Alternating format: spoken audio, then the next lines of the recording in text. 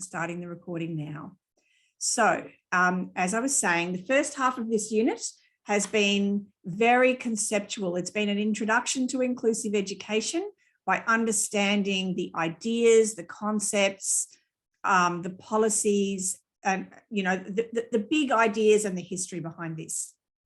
At some point in your journey studying with me, you will read an article by Martin Rouse where he will talk about the 3 apprenticeships model. And he talks about preparing teachers for inclusive education through the apprenticeship of the head, the heart, and the hands. And it makes intuitive sense. But he's done some interesting work where he looks at what knowledge teachers need, what values and beliefs they need to have instilled, and what practices they need to be equipped with to implement. And he suggests that, in fact, you need to start with knowledge and beliefs. He argues, but has no kind of data to show, that beliefs may well come first. I've been reviewing some very interesting literature around reading and mathematics interventions in high schools and how to use data to do that. And the research there suggests that beliefs are very durable. They're very hard to change. You get some change, but if you equip people with practices, you get more impact. But Rouse argues that they won't really be applied in ways that align with genuine inclusion unless you've got the values in place first. So that's what this unit's really been about, is getting those beliefs and getting the knowledge up and running. Now, obviously, there will be more of those in all of the units in the inclusive education suite that you will do. And if you take this week's content, this is a very first gentle introduction to universal design for learning. Christy's already done a unit with me, so Christy can attest to the fact that you will come to these again. The units work a bit like a spiral, where you'll be introduced to ideas and you'll engage with them by, having a little go at applying them to your own context and thinking about them in your own practice. But you will do that in increasing depth and detail and with increasing skill, so that when you leave this degree, you will have applied those. For example, universal design principles, you will have applied twice, once to lesson design and once to assessment design. But at the moment, you're just thinking about what's in that framework, what practices you're familiar with, the idea of accessibility versus adjustment, and so on. So we're moving gradually from ideas to practice. And this week has been the kind of bridge where we've crossed together and we've started to look at practice. So the rest of this semester, we'll be introducing additional practices. So going back to the assignment page, just to recap, there's parts A and B. And part A will be your responses during weeks 7 to 11. And just like in the first half of the unit, they'll be about 400 words in length, so that your part A will be half of your assignment. And you need to make sure that you use clear subheadings. It makes my life a lot easier if you simply paste the discussion prompt back in. For part B, you then need to select one of the strategies or practices that are a focus in the second half of the course, and write an analytical research review and their application in relation to inclusive education. So we're going to be looking at adjusting or modifying the curriculum, which was introduced to you this week. And we looked at that, the know, think, do framework, to ensure that students who may be working at a lower level of complexity in the curriculum are still accessing grade level content. Another one that you might like to look at is the use of universal design principles. A third one that we will be looking at together will be consulting with students. A fourth one will be engaging in interprofessional collaboration. So that means working with speechies, OTs, psychologists, and behaviour therapists, anyone who's on the NDIS support team or the school SSS workforce, for example. And we'll also look at what it means to work in a collaborative school-based team. So that will be working with any of the staff you have in your school in a team-based approach. Your analytical review should be structured to have an introduction where you outline your topic and your key terms, and you make the case for why you've selected this strategy or practice. And you provide what I call an advanced organiser. These are things that you should use in all structured pieces of writing, which will generally go towards the end of your introduction, where you say something like, in the sections that follow, I will, explore topic X. I will begin by doing this, then I will explore this, and I will conclude by. Okay, so it's a little brief summary of what's coming. The main body of your assignment should be a well-sequenced set of paragraphs that present a synthesis of peer-reviewed research findings about what is known regarding the implementation of the practice that you've selected. You might be looking at what are the benefits of implementation? What are the considerations for implementing this with fidelity? And what remains unclear or what needs more research? Because as you know, we've never finished learning about practice. There's always more to learn. Your conclusion should outline the implications arising from your main discussion and offer recommendations regarding implementing this practice or strategy in relation to inclusive, supporting students with disability in inclusive settings. So in total, there's 4,000 words. Now, I've just gone over that information together with you. I will pop that link in the chat so that you can all have that in front of you, and I'll give you all an opportunity to ask some questions. Who'd like to go first? Come on, Michelle, you've always got questions burning a hole in you. I have, but you already answered one of them. Oh, so wow. yeah. I've just lost everybody. Hang on. There we go. Kate, is there a rubric to go with this as well? Yes, there is. And I just discovered that there was a problem. It had a little grey X next to it online. So while you prepare your questions, let me attempt to upload it again.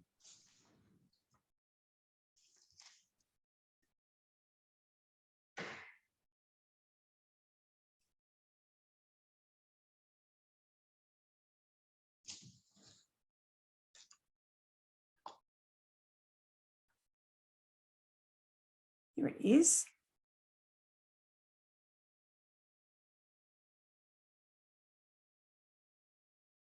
This essay is actually shorter than the others, than the other one, isn't it? Because we've got more weeks. Like last time we only had 3 discussion points. Yeah, that's a good point. The maths not work. Hang on.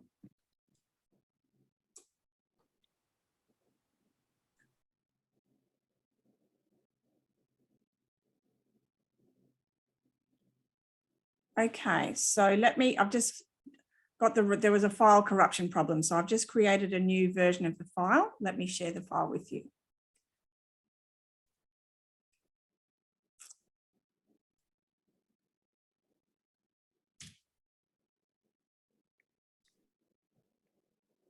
Here it is.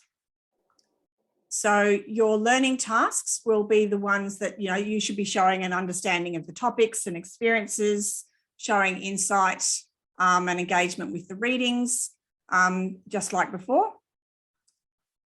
And then your part B, that's probably a bit small. Is that clearer? Yeah. Can everyone read that? So I can see why this is corrupted. I'm sorry. I'm going to have to repair the file. It's got legacy text in it. That's why. I'm sorry. It's uploaded. I don't know why. It's uploaded a corrupt document. I will have to now fix it and then upload it again. I do apologize. I will make sure that that's uploaded as soon as I share the video of tonight's. If you look at assignment 1's rubric, the same criteria apply for your discussion points regarding excellent engagement with the readings, conceptual grasp, thorough and insightful discussion. And across the board so far, I've nearly finished marking them, and they've, you've all done a terrific job in doing those. The engagement in the course has been very high, which has been very pleasing. If I bring up the rubric for the first assignment for assignment 1, sorry, I've got 7 folders open and I'm just attempting to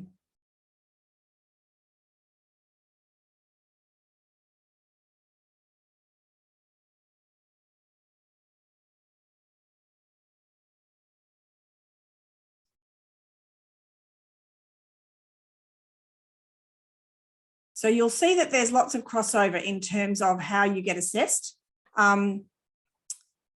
particularly in relation to engaging with evidence and exploring the implications of those evidence in thoughtful and insightful ways that show both familiarity with the breadth and depth of literature.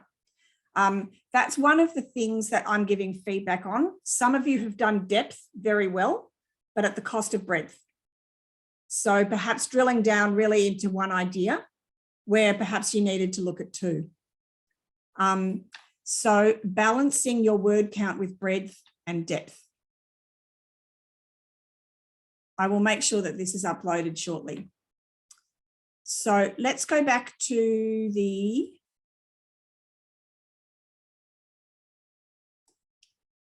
questions, the practices. Any questions about the practices?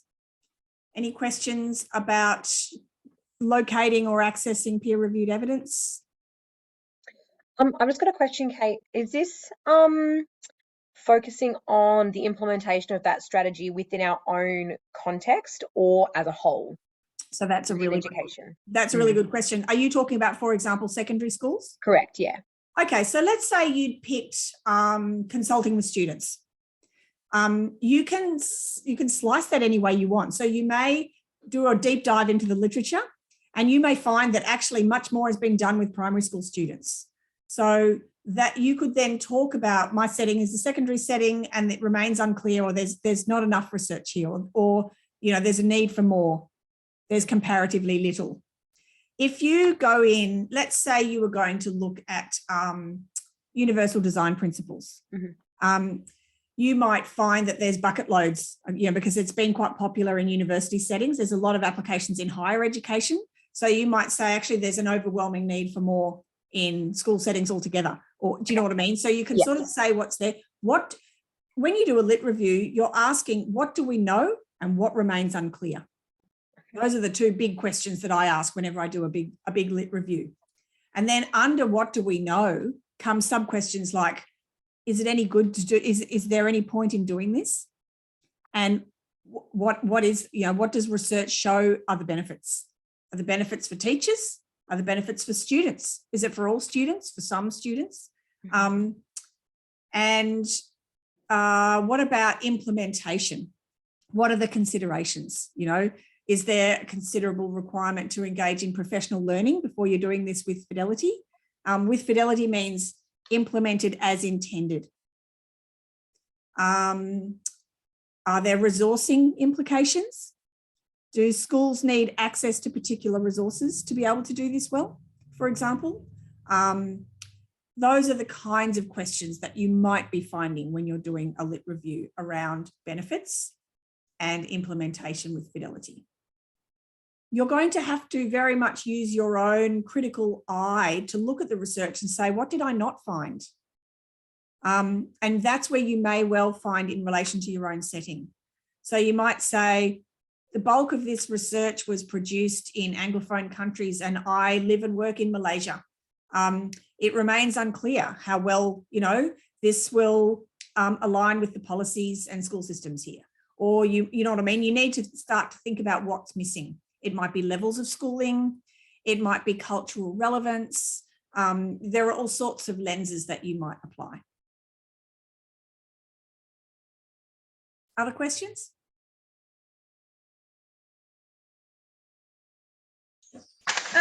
It's a definition sort of one, please. What is an analytic review versus the one we did, reflective essay? That's a good question. I think it's probably a relatively unimportant one. I suppose what you're doing here is analysing the evidence, looking for benefits and gaps. Thank you. The other one was more reflecting on relevance.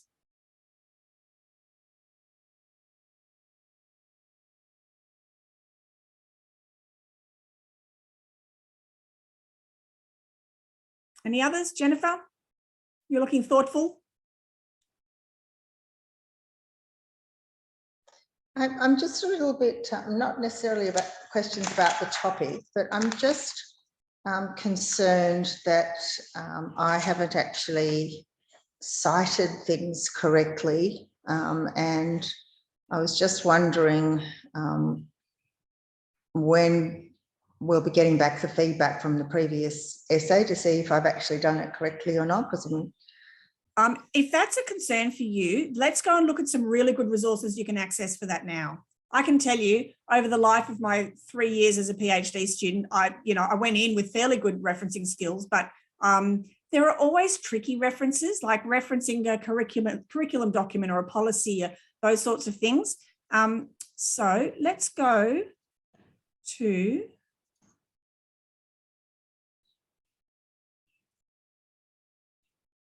now.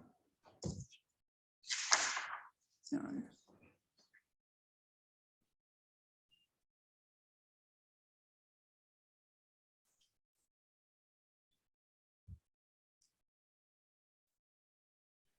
I put some resources in here.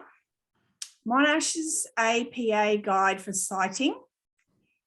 So if you go into the resources to support assignment 1, and I'll put one of these pages up for assignment 2 shortly as well, and I'll replicate some of them.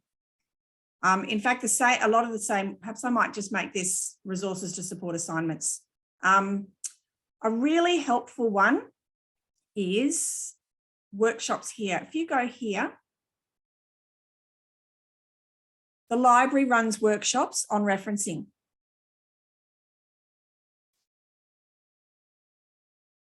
There is one coming up on Tuesday the 20th at midday.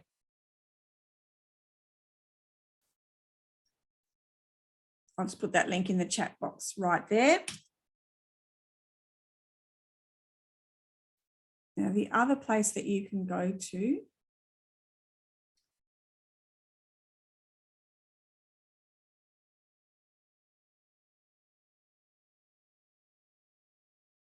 so you can meet with a librarian. So you see these resources over here. So meet with a librarian, go and book in with a learning advisor. Monash has so many resources to support, particularly people who are returning to study, who've forgotten how much they know, Jennifer. So if I were you, I would engage with some of these. Citing and referencing, library resources have so many good resources. When I did someone in our group, Jennifer, was using EndNote. Was it you? Somebody was using EndNote, and you were able to just like put in all your references and then get it to spit it out with APA. Is that okay? Would you like me to quickly show you how to do that? When I say quickly, would you like me to spend some time on that now? Is that useful? Okay, we can do that. All right. So if you go to the library,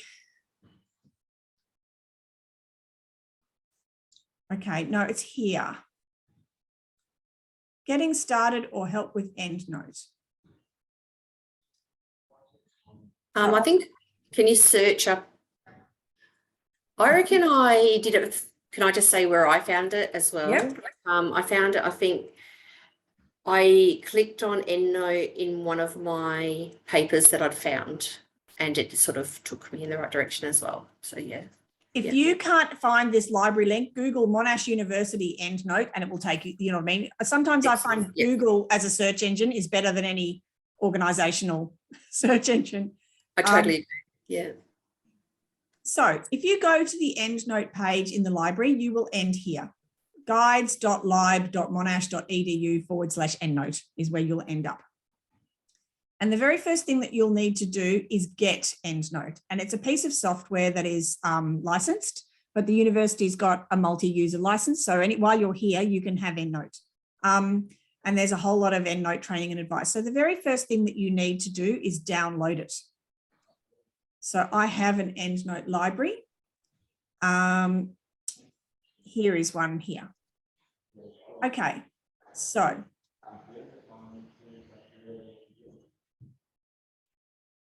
the items go in there, and you can have it, you know, you can organize them any way you want, just like when you're in Windows Explorer. So I like to keep things organized by author. Now, one of the coolest things that you can do, and you'll find a video on the assignment support page where I show you how to do this, but I will show you this again. Connecting your Monash University account to Google Scholar. This is a critical step to make your life super easy. So if you don't already have this bookmarked, you should have Google Scholar bookmarked. It's just like Google Images or Google anything else. So go to Google Scholar. I should probably show you how to find that, yes?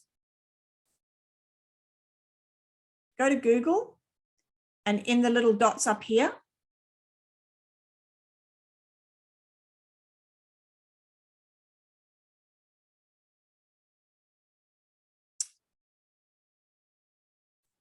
or not.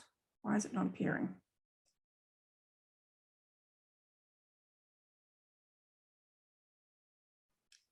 It's been so long since I've had it bookmarked that I actually don't know how to tell someone who doesn't have it on their computer how to get it. It's just scholar.google.com.au. I always Google Scholar. Oh, okay. I just keep it bookmarked. Can you see it up there in the top part of my screen there? I just keep it permanently handy. So let's say you were interested in looking at consulting with students with disability. Let's just imagine that you'd, and now I'm going to add school.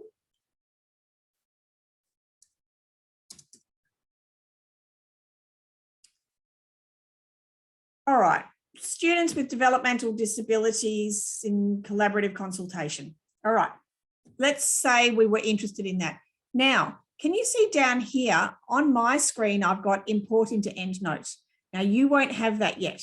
Here's the magic trick that you need to do to connect Google Scholar to EndNote. So you go into the what they call the hamburger menu up here in the top left-hand corner, the 3 lines, you click on that. So Google Scholar, you need to tell Google Scholar who you are. So go into settings.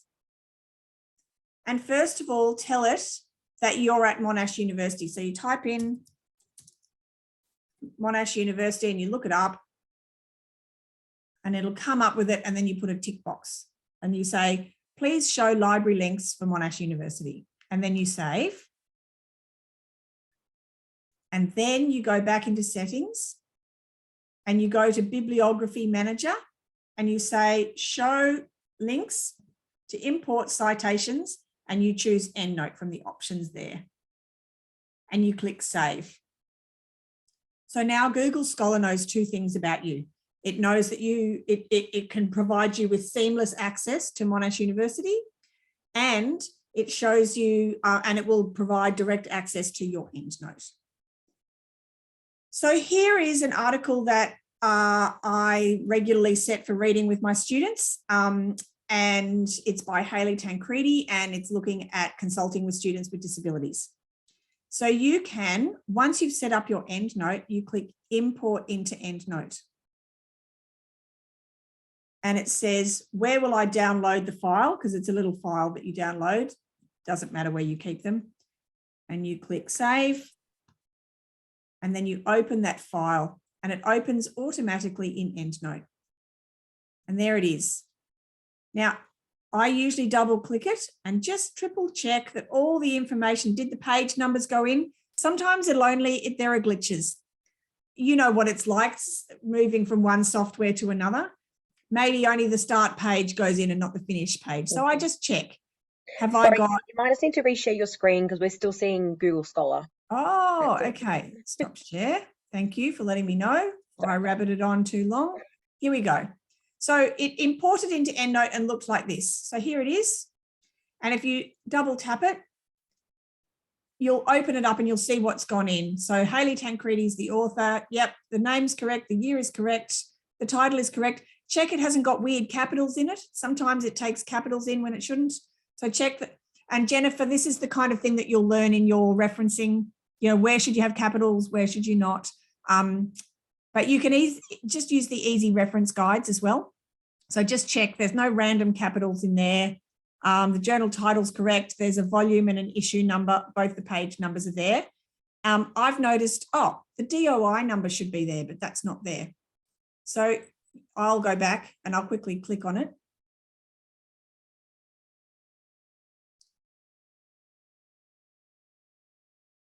sometimes very annoyingly, they make the DOI numbers hard to, so I'll click on cite this article and there's the DOI number. So I copy the DOI number and I'll go into EndNote and I'll paste it and save. Now, why does all this matter? Well, so I've found this article, and by connecting, by the way, by connecting Google Scholar to my Monash account, it means that I can access any of these. So this one here, see check for full text? That takes you straight away, connecting you to the Monash, all the things that Monash subscribes to. Can you see how it's gone straight away up here to the Monash? Like it looks like a library search. And then it says, oh, would you like to download the PDF? Would you like online access? So all of these things are often paywall to the general public, but by connecting Google Scholar to your Monash account, it's taken you through the Monash permissions. Can I ask, what's the point of putting it in EndNote?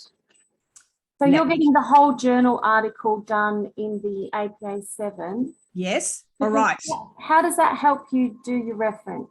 Let me show you. Okay, I'm going to open up a new document and I'm going to call it assignment 2. And you're going to have blah, blah, blah, and you'll have extracted a whole lot of useful information from EndNote. Watch the magic. So you go to EndNote and you're in all your references, and I want to cite Hayley Tancredi. And so I go to the insert citation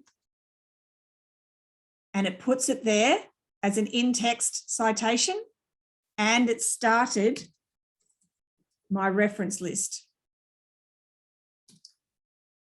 So I usually have my reference list on a last page, and there it is.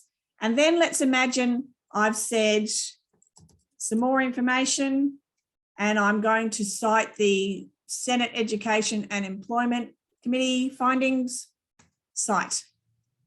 So it's put that in there.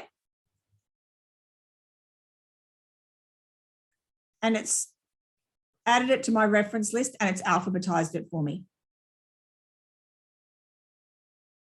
So it automatically generates in-text citations and a reference list. It takes a bit of time to learn. Some people say, I couldn't be bothered, I'd rather format my own list, and that's fine too. But given that you're all at the start of a master's and you've all got any number of units ahead of you, it might be worth doing. For me, I use it when it's 2 a.m. and I'm doing a crazy late night, burst to get something finished, and my eye for detail might be a little bit off. It's very helpful for me to have EndNote formatting things for me. I would assume it's also a really good place to store articles that you've read previously. Yes, like I remember I was trying to find articles from last semester, and I was like, oh my god, what's that called? And I was trying to trawl through like my actual folder of readings I'd printed off, and then I ended up finding it. But it would be good just to have it all in the one spot, and then you can see the title and then you can have again. folders. So let me show you an example of a EndNote library formatted with folders. All right, so here's another EndNote library that I've got. Now over here, this is a systematic review that I did. So these are all the articles that were on mathematics. These are all the ones that were on reading. These are all the ones that were on writing. So you can even use it to make subfolders.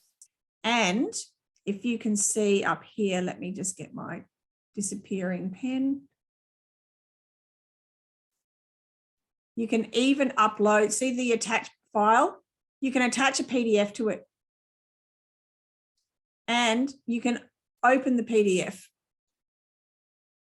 from there and annotate it in there.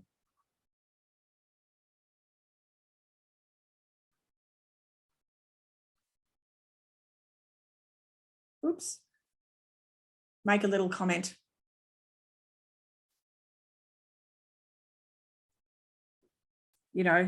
This is interesting.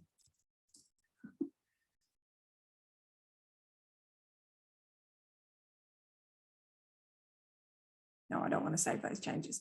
So it's quite powerful software, and it's worth, if you're the kind of person who would like to hand the responsibility of getting the referencing right across to software, and I am that person, it is okay to be that person. It is okay to not be that person. But you will find that Google Scholar is a super helpful, you know, you might think, oh, I've read something before and it was by, you know, Vidotto 2021, and you just quickly go to Google Scholar and type in Vidotto 2021, inclusive education in the art classroom. Oh, boom, there it is. Do you know what I mean? It's a quick and dirty search. And it's literally the entire world of everything, whereas the Monash library is mostly things that Monash subscribes to. So Monash is an enormous library, but the internet is an even bigger library.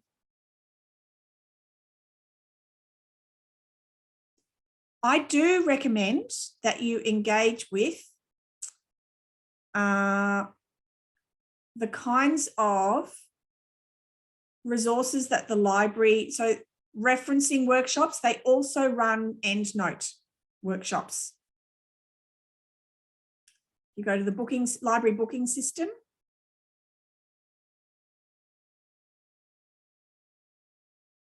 No, that's not what I wanted. I want the library booking system.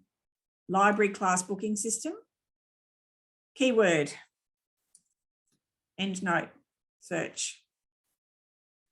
There's one coming up on the 16th, Introduction to EndNote, and it's being run online. And there's another one on the 5th of October. So Jennifer, they might both be quite useful. So are they actually recorded, or do you have to actually attend live? If you register and then email the library and say, will this be recorded? I work in a school. This is during, you know, they will let you know. Okay, great. Thank you. It may be one of those things where you need to be registered to access the recording. I'm not sure. Okay, great. Thank you. No worries. Suzanne, you're looking really like, oh my God, I feel overwhelmed.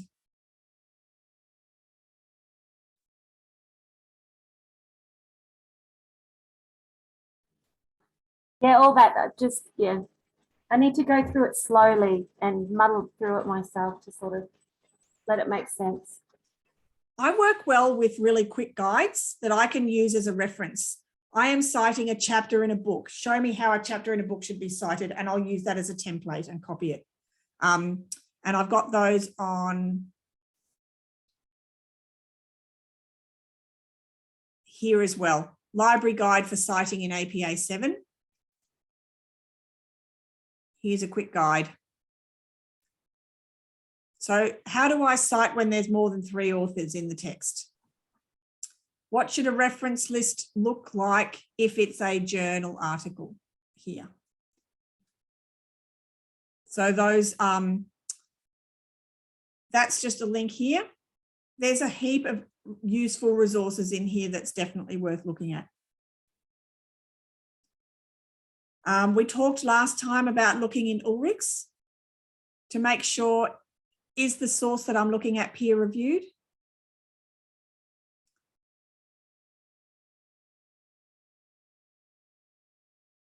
So you type in, who could we look at? All right, here's an article that I've been reading. And it's from a journal called Research in Developmental Disabilities. Are you traveling with me between screens? Are you? Yep. I was about to say, just check that I am. So if we go back to that, just type in the title of the journal.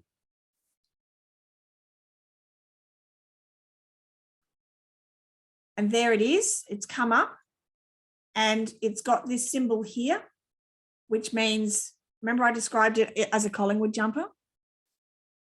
If it has a Collingwood jumper next to it here, next to its title, that means that it's a peer-reviewed journal.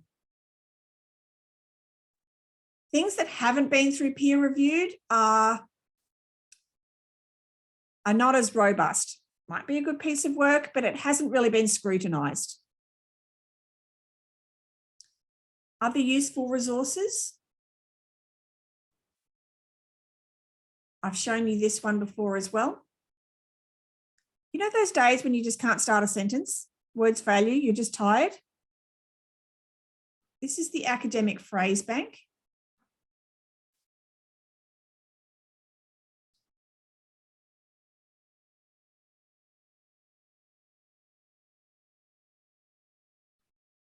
So let's say you're writing your introduction and you want to establish the background and the importance of the topic, you know, say what you're examining, defining your topic and key terms, all of the things that go in an introduction. Here are some sentence starters. How to establish the importance of your topic. Studies on X represent a growing field. X has been the subject of many classic studies in. Okay, there's just sentence starters. And for me, sometimes when the tyranny of a blank page is too much and I'm tired and my words are failing me, I might look at all of those and think none of those are the right fit, but I can make one now. Do you know what I mean? I've got enough models to use. This is exactly what I teach you to do in your classrooms. Provide models, provide templates, provide scaffolds. So these are academic scaffolds. So there's a heap of useful resources on that assignment support page for assignment 1. I'm just going to rename it assignment support page because they're equally useful for assignment 2. Chelsea, any questions? Just one quick one. Just jumping back to part A for a second. Yep. When you were talking before about the clear subheadings and you said it would be easier to have the prompt in there. Yep. Would you like the whole prompt in there? Look, it doesn't have to be the whole prompt. Let me just go back to the assignment information because the whole prompt is sometimes quite wordy. Yeah. So it's okay to have a, you know, summarized version of the prompt. Okay. Share that screen. Sorry. Any others? I've got a question. Yes. If you answered Chelsea, is yours answered? Yeah. I'm just looking, I wondered whether my initial question was about the dates, like whether you had your weeks wrong at the school weeks rather than the uni weeks, because like if our essay is due in week 12, I'm not going to write an essay on, or not an essay, an analytical review on week 11, you know what I mean, like for sure. So is that right, that we'd probably be choosing week 7 or 8 to get started, I would imagine? No, we have people who just read ahead who pick that topic. That's absolutely fine to do. Like are they the 5 topics in order, those ones that you've, oh sorry, I'm pointing to my screen, like the adjusting and modifying the curriculum, universal design, consulting with students, are they the weeks? Because let me go into the reading list. That's the best way to access this. Where have you gone, reading list? Yeah. So if you go into the reading list, all the topics and readings are there. Yeah. So you can pick one that really interests you. And just read ahead, okay. And just read ahead. Yeah. Which means that when that week comes around, you've already effectively covered the topic. Yeah, yeah.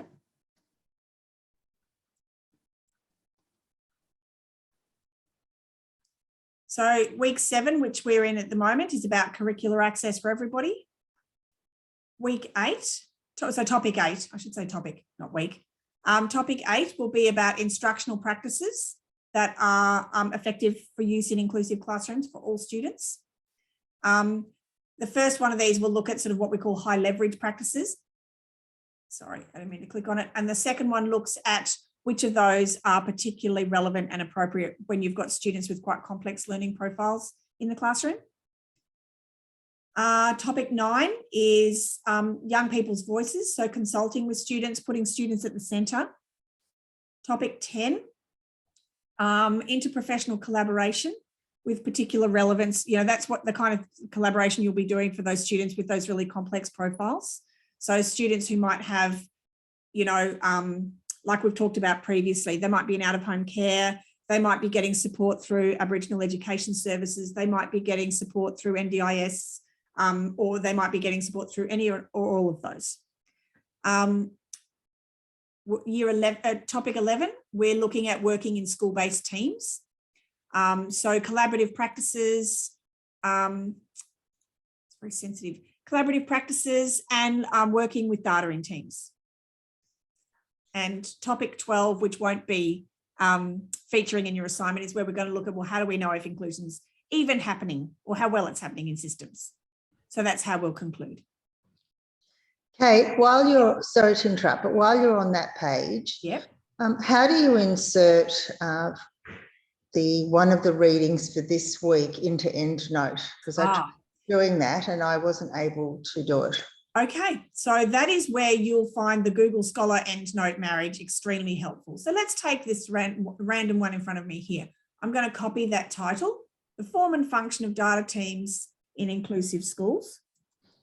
And I'm going to go to EndNote, sorry, Google Scholar. I'm going to paste that in.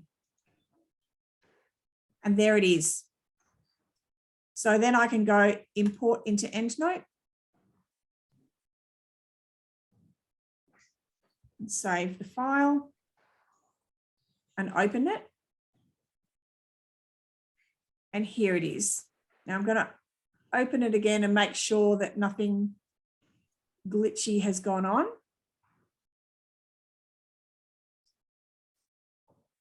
So you can see that the title of the chapters come in with capitals. I'm going to take them out. We're still in Google Scholar.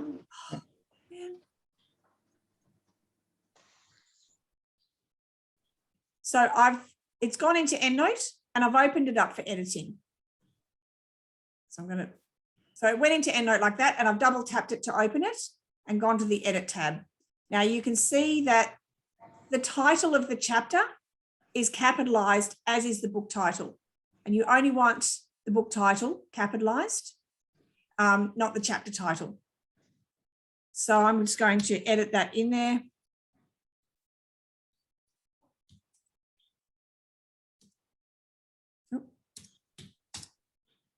If it's a chapter of a book, also we'd have to just double check it was peer reviewed as well, right?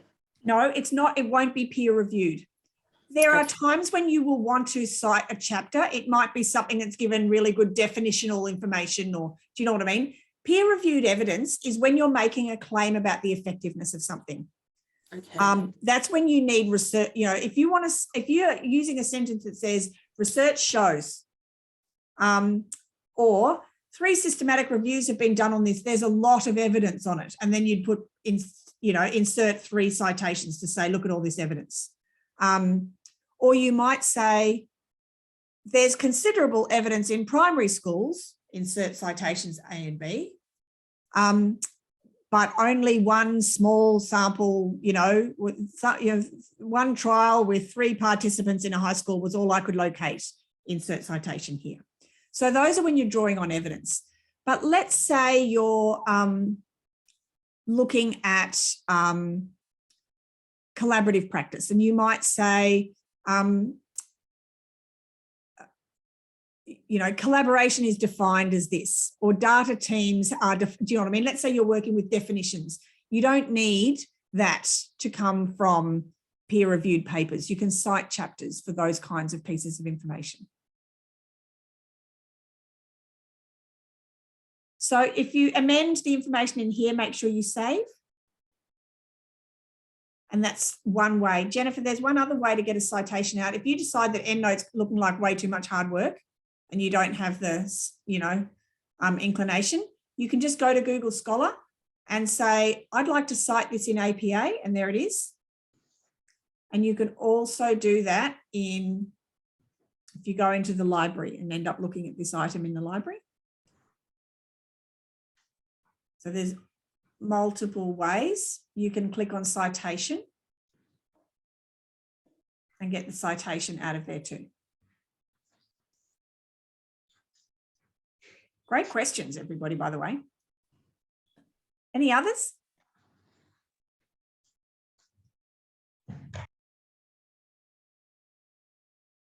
With the last one you just did. Yep.